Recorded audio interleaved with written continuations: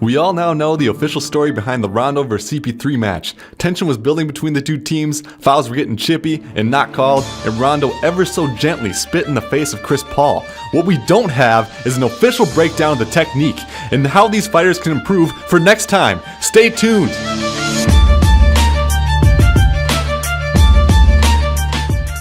Let's dive into it. You see this in the wild all the time. The males eye up other males in the territory to determine if they can win a battle. Both parties seem to think so. It is necessary to note that Rondo and Chris Paul are unnecessarily close to each other, as Rondo invaded Paul's personal space here. Rajon Rondo gives out a "respect my personal space please" spit job at Chris Paul. Paul is shocked. He then places all of his knuckles on Rajon Rondo's jaw and his finger towards his eye, clearly expecting to instigate a fight. Both push off each other and prepare for shots. Chris Paul circles away from his opponent, opens up his body, and is ever so aware of the right hand. Rondo connects. His left hand jab, although not as powerful as the right, was clearly effective in this situation, as Chris Paul was not expecting a punch from this direction at all. Excellent extension here from Rondo. The power is coming from his base, and he hits him with the full extension of his jab. Rondo then circles Chris Paul to his left to throw off the center line. Chris Paul falls backward, clearly thinking, "Damn it, I got." Goes for an awkward head clinch to attempt to gain control. Rondo continues to throw punches, but it's too late. Chris Paul is clearly prepared for these, and his timing is all off. If he would have followed through with a right directly after delivering his jab, it would have connected, but instead gave him much time to prepare for the follow-up shots. Interesting technique by Paul here.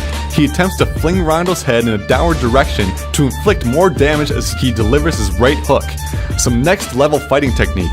It's hard to tell as he is being held back by LeBron, but it appears like Paul is attempting to deliver punches solely with his upper body, an amateur mistake. The power of the punch comes from the hips. Turn the hips, move your feet in synchronization with the punch, and be sure to turn the fist in the prone position to deliver the most force.